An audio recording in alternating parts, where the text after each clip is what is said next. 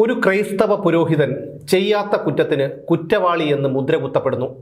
നിയമം വധശിക്ഷയ്ക്ക് വിധിക്കുന്നു. മതിയായ തെളിവുകളുടെ അഭാവത്തിൽ മേൽക്കോടതി വെറുതെ വിടുന്നു.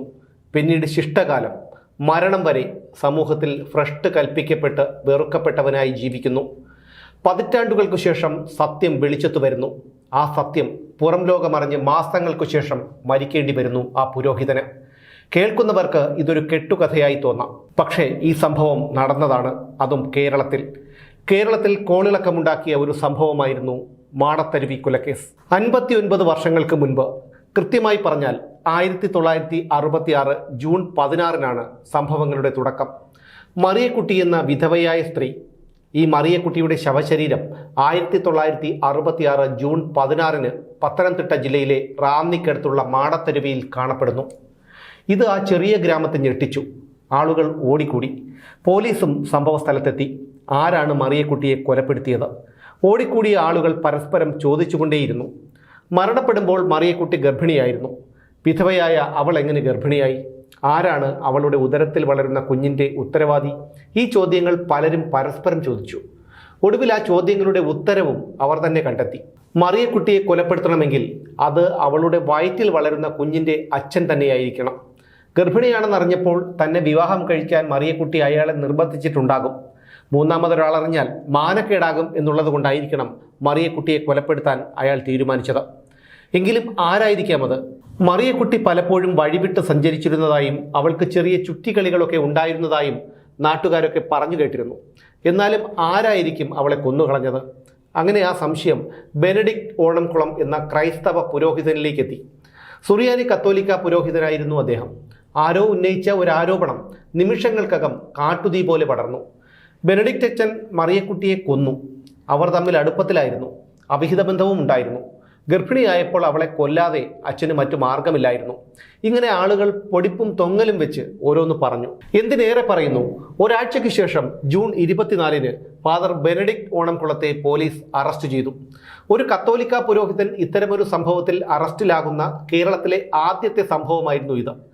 എന്തായാലും അച്ഛന് ശിക്ഷ വിധിക്കാൻ ഒരുപാട് നാളൊന്നും വേണ്ടി വന്നില്ല. സംഭവം നടന്ന് 5 മാസങ്ങൾക്ക് ശേഷം നവംബർ 24-ന് കൊല്ലം സെഷൻസ് കോടതി ജഡ്ജി കുഞ്ഞിരാമൻ വൈദ്യർ ബെനഡിക്ട് അച്ഛന് 5 വർഷത്തെ കഠിന തടവും അതിനുശേഷം വധശിക്ഷയും വിധിച്ചു. കേസന്വേഷണത്തിൽ ഒരുപാട് വീഴ്ചകളുണ്ടായിരുന്നു. മതിയായ തെളിവുകളും ഉണ്ടായിരുന്നില്ല. പക്ഷേ അച്ഛനെ ശിക്ഷിച്ചു എന്ന് മാത്രമല്ല, പ്രതി പുരോഹിതനായതുകൊണ്ട് തന്നെ കുറ്റകൃത്യത്തെ ഗൗരവമായി എടുത്ത് കഠിന ശിക്ഷ തന്നെ വിധിച്ചു. ഫാദർ ബെനഡിക്ട് അപ്പീലുമായി ഹൈക്കോടതിയെ സമീപിച്ചു. അവിടെ അദ്ദേഹത്തിന് രക്ഷയുണ്ടായി. ജസ്റ്റിസ് PT രാമൻ നായരും ജസ്റ്റിസ് VP ഗോപാലനും അടങ്ങിയ 2-അംഗ ബെഞ്ച് നിയമത്തിന് മുന്നിൽ എല്ലാവരും തുല്യരാണെന്നും പ്രതി ഒരു പുരോഹിതനായതുകൊണ്ട് മാത്രം സാധാരണയിൽ കവിഞ്ഞുള്ള ശിക്ഷ നൽകുന്നത് നീതിയല്ലെന്നും നിരീക്ഷിച്ചു. അങ്ങനെ മതിയായ തെളിവില്ലെന്നു കണ്ടെത്തിയ ഹൈക്കോടതി 1967 ഏപ്രിൽ 7-ന് അച്ഛനെ വെറുതെ വിട്ടു.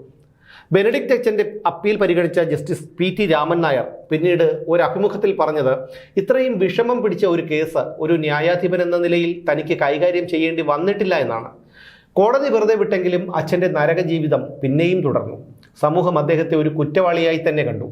മറിയക്കുട്ടിയുടെ കൊലപാതകി എന്ന മുദ്ര സമൂഹം അദ്ദേഹത്തിന് കനിഞ്ഞു നൽകി. കേരളത്തിലെ സാംസ്കാരിക ബുദ്ധിജീവികളും ക്രൈസ്തവ വിരോധികളും ബെനഡിക്ട് അച്ഛനെ വെറുതെ വിടാൻ ഒരുക്കമല്ലായിരുന്നു. മറിയക്കുട്ടിയുടെ കൊലപാതകത്തെക്കുറിച്ചുള്ള കഥകൾ പിന്നെയും മാസികകളിൽ നിറഞ്ഞു. ഈ വിഷയത്തെ അടിസ്ഥാനമാക്കി സിനിമകൾ പുറത്തിറങ്ങി.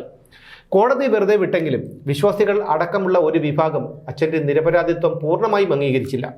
ആ സംശയത്തിൻ്റെ കരുനിഴലും പേറി മരണം വരെ അദ്ദേഹത്തിന് ജീവിക്കേണ്ടി വന്നു. മറിയക്കുട്ടിയുടെ കൊലപാതകവും ബെനഡിക്ട് അച്ഛനെയും ഒക്കെ ആളുകൾ മറന്നു തുടങ്ങുമ്പോഴേക്കും ഏതെങ്കിലും പത്രങ്ങളോ ആഴ്ചപ്പതിപ്പുകളോ വീണ്ടും അത് ഓർമ്മിപ്പിക്കും. അങ്ങനെ നീറിയാണ് ജീവിതാവസാനം വരെ ആ പുരോഹിതൻ ജീവിച്ചത്. ഒരു സത്യവും ഒരുപാട് കാലം മൂടിവെക്കാൻ കഴിയില്ല എന്നുള്ള യാഥാർത്ഥ്യം ഇവിടെയും ആവർത്തിക്കപ്പെട്ടു.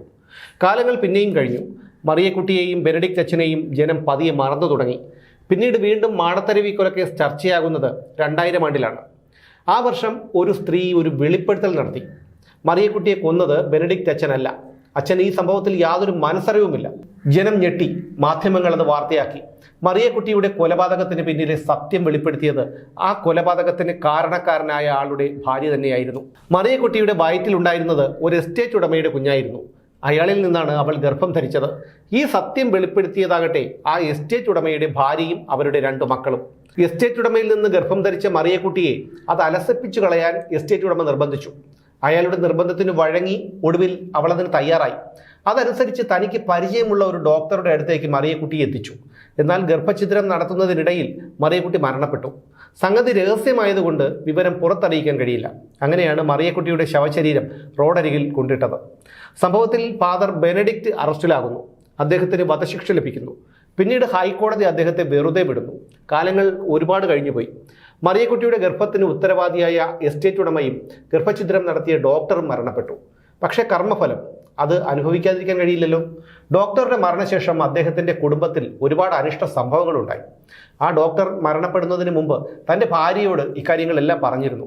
തങ്ങളുടെ കുടുംബത്തിൽ ഇങ്ങനെ നിരന്തരം അനിഷ്ട സംഭവങ്ങൾ ഉണ്ടാകുന്നത് കൊണ്ട് അതിൽ നിന്നൊക്കെ ഒരു ആശ്വാസം തേടി ഇത്തിരി സമാധാനത്തിനായി ഡോക്ടറുടെ ഭാര്യയും മക്കളും ഒരു ക്രിസ്തീയ ധ്യാന കേന്ദ്രത്തിൽ പോകുമായിരുന്നു. ഈ അനിഷ്ട സംഭവങ്ങളൊക്കെ ഉണ്ടാകുന്നത് പണ്ട് ഭർത്താവിന് പറ്റിയ ഒരു കൈപ്പിഴയുടെ പാപഫലമാണെന്ന് അവർക്ക് തോന്നി. അത് മാത്രമല്ല, ആ സംഭവത്തിൽ ഒരു നിരപരാധി ശിക്ഷിക്കപ്പെടുക കൂടി ചെയ്തു. സമാധാനം തേടി അവർ പലയിടങ്ങളിലും അലഞ്ഞു. അങ്ങനെയാണ് ആ ക്രിസ്തീയ പ്രാർത്ഥനാ കേന്ദ്രത്തിൽ അവരെത്തിയത്. ആ പ്രാർത്ഥനാ കേന്ദ്രത്തിൽ വെച്ച് അവർ ഈ സംഭവം വെളിപ്പെടുത്തി. അന്നിവർക്ക് 93 വയസ്സുണ്ടായിരുന്നു. ഡോക്ടറുടെ ഭാര്യ ഈ വെളിപ്പെടുത്തൽ നടത്തിയതോടെ ബെനഡിക്റ്റ് അച്ഛനെ കണ്ട് കാര്യങ്ങൾ പറയാൻ ധ്യാനകേന്ദ്രം അധികൃതർ ആ സ്ത്രീയോട് പറഞ്ഞു. അങ്ങനെ ഡോക്ടറുടെ ഭാര്യയും മക്കളും ഫാദർ ബെനഡിക്റ്റിൻ്റെ അടുത്തെത്തി. സംഭവങ്ങളെല്ലാം അദ്ദേഹത്തോട് പറഞ്ഞ് മാപ്പിരന്നു. അന്ന് അതിരമ്പുഴയിൽ വിശ്രമ ജീവിതം നയിക്കുകയായിരുന്നു അദ്ദേഹം. പക്ഷേ അതൊന്നും നിരപരാധിയായ ആ പുരോഹിതൻ അനുഭവിച്ചതിന് പകരമാകില്ലല്ലോ. ചെയ്യാത്ത തെറ്റിൻ്റെ പാപഭാരവും പേറി നല്ല കാലം മുഴുവൻ ജീവിക്കേണ്ടി വന്ന ഫാദർ ബെനഡിക്റ്റ് 2001 ജനുവരി 11 ഈ ലോകത്തോട് വിട പറഞ്ഞു. അതിരമ്പുഴയിലെ മാതാവിൻ്റെ പള്ളിയോട് ചേർന്നുള്ള വൈദികരുടെ സെമിത്തേരിയിലാണ് ഫാദർ ബെനഡിക്റ്റിനെ അടക്കം ചെയ്തത്. അദ്ദേഹത്തിൻ്റെ മധ്യസ്ഥതയിൽ പല അത്ഭുതങ്ങളും നടന്നിട്ടുള്ളതായി പലരും പിന്നീട് അവകാശവാദങ്ങൾ ഉയർത്തി. ചില വിശ്വാസികൾ അദ്ദേഹത്തെ സഹനദാസൻ എന്ന് വിളിച്ചു. 2009-2010 കത്തോലിക്ക സഭ ലോകമൊട്ടാകെ വൈദിക വർഷമായി ആചരിച്ചു. അദ്ദേഹത്തിൻ്റെ കല്ലറ പുനർനിർമ്മിക്കുകയും അദ്ദേഹത്തിൻ്റെ പേര് വിളിച്ച് പ്രാർത്ഥിക്കാൻ വിശ്വാസികളെ അനുവദിക്കുകയും ചെയ്തു. നീണ്ട 35 വർഷക്കാലം വ്യഭിചാരി എന്നും കൊലയാളി എന്നുമുള്ള മുദ്രയും പേറി ഫാദർ ബെനഡിക്റ്റിന് ജീവിക്കേണ്ടി വന്നു. കോടതി വെറുതെ വിട്ടെങ്കിലും സമൂഹവും ഒരു വിഭാഗം വിശ്വാസികളും ചില സഹപ്രവർത്തകരും അദ്ദേഹത്തെ കുറ്റവാളിയായി തന്നെ കണ്ടു. ഡോക്ടറുടെ ഭാര്യ തൻ്റെ ഭർത്താവിൻ്റെ കുറ്റം ഏറ്റുപറഞ്ഞ് എത്തുന്നതുവരെ. മറിയക്കുട്ടി കൊലക്കേസിനെ ആസ്പദമാക്കി 1967 2 സിനിമകളാണ് മലയാളത്തിൽ റിലീസായത്. തോമസ് പിക്ചേഴ്സിൻ്റെ ബാനറിൽ PA തോമസ് സംവിധാനം ചെയ്ത് നിർമ്മിച്ച മാടത്തരുവി കൊലക്കേസും ഉദയ പ്രൊഡക്ഷൻസിൻ്റെ ബാനറിൽ കുഞ്ചാക്കോയുടെ സംവിധാനത്തിൽ പുറത്തിറങ്ങിയ മൈനത്തരുവി കൊലക്കേസും. എന്തൊക്കെയായാലും ചെയ്യാത്ത കുറ്റത്തിന് ശിക്ഷയും വാങ്ങി ശിഷ്ടകാലം ജീവിക്കേണ്ടി വരുന്നത് നരക ജീവിതത്തിന് തുല്യമാണ്. കർമ്മഫലം അനുഭവിച്ചേ മതിയാകൂ എന്നുള്ളത് ഒരു യാഥാർത്ഥ്യം തന്നെയാണ്.